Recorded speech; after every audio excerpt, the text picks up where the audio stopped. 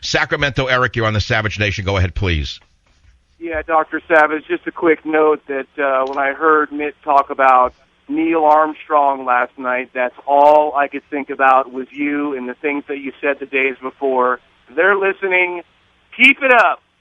Yes, they are listening. I heard several things that I know from higher-ups were entered into that little shindig last night directly from this show. They understand that you represent millions of voters.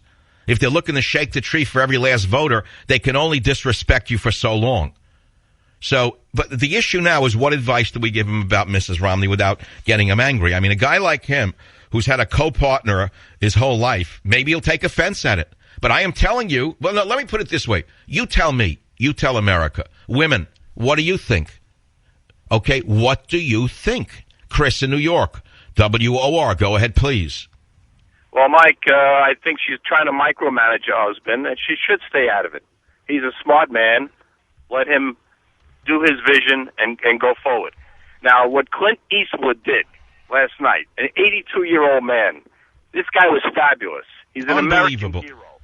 Could you believe how the guy's timing and the jokes when he looked at the empty chair? That was one of the greatest pieces of performance art I've ever seen on a national stage. Off the top of his head.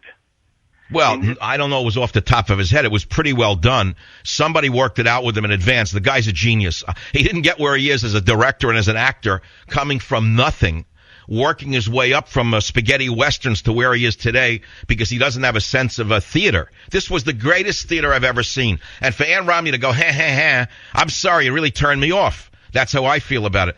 But the empty chair, if you've not seen it, look for it somewhere on the web. I think we have it on michaelsavage.com, the whole Clint Eastwood shtick. He comes out, does the thing, and he has an empty chair, makes believe Obama's in it, and he looks at the chair and talks to him.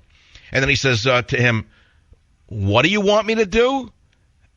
I'm sorry, he said, I can't do that to myself. I mean, was that one of the funniest shticks you've ever seen? Do we have that piece?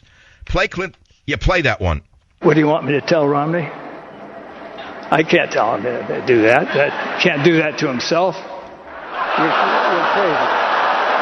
You see, can't do that to himself. Everyone got it. This is so incredibly classy that a man can make an off-color joke without using one off-color word. Now, compare that to the Paleolithic Chris Rock. Compare that to the Neolithic throwbacks that curse, fume, make fools of themselves, make a disgrace of the White House. In other words, Obama's crowd. Compare the lowlifes in Obama's camp who don't have the intellect to even make such a joke without using filthy, dirty, disgusting gutter words. Get it? That's the difference.